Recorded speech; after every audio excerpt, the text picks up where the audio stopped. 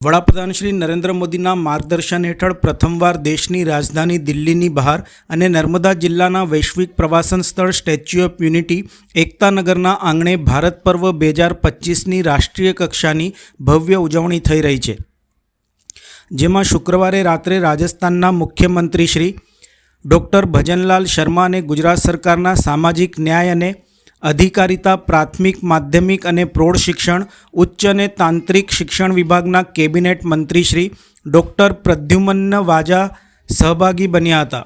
આ દિવસે રાજસ્થાનનું ઘુમ્મર નૃત્ય, ગુજરાતનો રાસ અને આસામના બિહુ નૃત્ય થકી કલાકારોએ પોતાના રાજ્યની કલા, સાંસ્કૃતિક વારસાની ભવ્યતા દર્શાવતી ઝાંકી પ્રસ્તુત કરી હતી. ભારત પર્વમાં સહભાગી થયેલા રાજસ્થાનના મુખ્યમંત્રી શ્રી ડૉક્ટર ભજનલાલ શર્માએ જણાવ્યું હતું કે આજે આપણે સૌ ભારતના લોખંડી પુરુષ સરદાર વલ્લભભાઈ પટેલને યાદ કરી રહ્યા છીએ, જેમણે સમગ્ર ભારતને એકતાના સૂત્રમાં બાંધીને અખંડ ભારતના નિર્માણનું મહાન કાર્ય કર્યું હતું.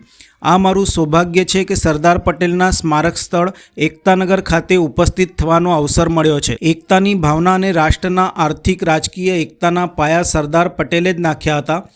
તેમની 150મી જન્મજયંતિ વર્ષની ઉજવણી પ્રસંગે દેશ માટે સમર્પિત થયેલા તેમના જેવા યોગદાનકર્તાઓને યાદ કરવા એ સાચા અર્થમાં રાષ્ટ્રસેવાનો ઉત્સવ છે.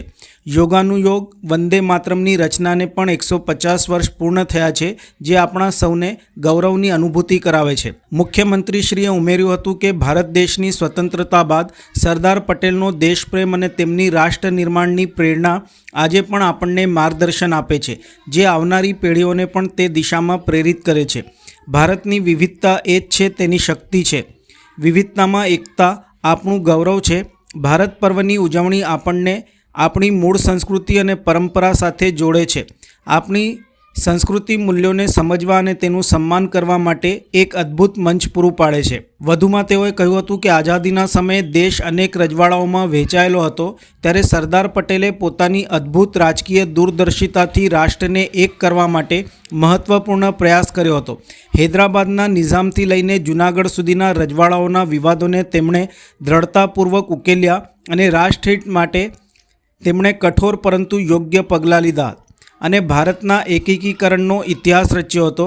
આજે સ્ટેચ્યુ ઓફ યુનિટી સરદાર પટેલના સમર્પણ અને રાષ્ટ્ર નિર્માણના પ્રતીક રૂપે ઊભી છે. ભારતની એકતા, અખંડતા અને શક્તિમાં જ ભારતની વિશેષતા સમાયેલી છે. આપણે સૌએ તેમના સપનાના ભારતના નિર્માણ માટે પ્રતિબદ્ધ થવું જોઈએ. આ સમગ્ર મુલાકાત અને કાર્યક્રમ દરમિયાન સ્ટેચ્યુ ઓફ યુનિટીના મુખ્ય કારોબારી અધિકારી શ્રી અમિત અરોરા, નાયબ વન સંરક્ષક શ્રી અગ્નિશ્વર વ્યાસ, સ્ટેચ્યુ ઓફ યુનિટીના અધિક કલેક્ટર સર્વશ્રી ગોપાલ બામણિયા અને શ્રી નારાયણ માધુ, જિલ્લા વહીવટી તંત્રના ઉચ્ચ અધિકારીઓ જોડાયા હતા. सरदार वल्लभ भाई पटेल जी ने इस देश के लिए, देश की आज़ादी के लिए और स्वतंत्रता मिलने पर देश की एकता के लिए, देश की अखंडता के लिए जो काम किया है, शायद ही दुनिया में ये पहला काम है कि 560 से ज़्यादा रियासतों को एकीकरण करना, एक भारत, अखंड भारत बनाना. मैं आने वाली युवा पीढ़ी से कहना चाहता हूँ,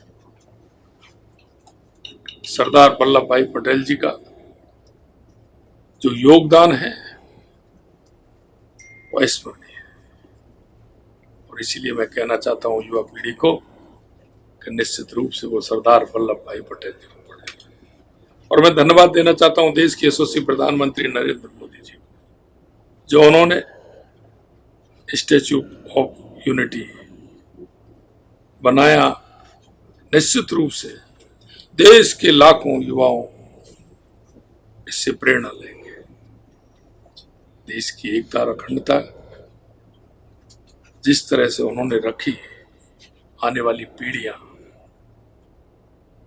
देखेंगी, पढ़ेंगी और उनसे मार्गदर्शन प्राप्त करेंगे. और आज हम कह सकते हैं कि उनकी 150वीं जयंती के अवसर पर जो ये गुजरात सरकार ने जो यहाँ कार्यक्रम रखा है, उसके लिए भी उनको मैं धन्यवाद देना चाहता हूँ. और आज मेरे को यहाँ आने का अवसर जो मिला है वो इसी कारण से ये कार्यक्रम है. मैं आया हूँ निश्चित रूप से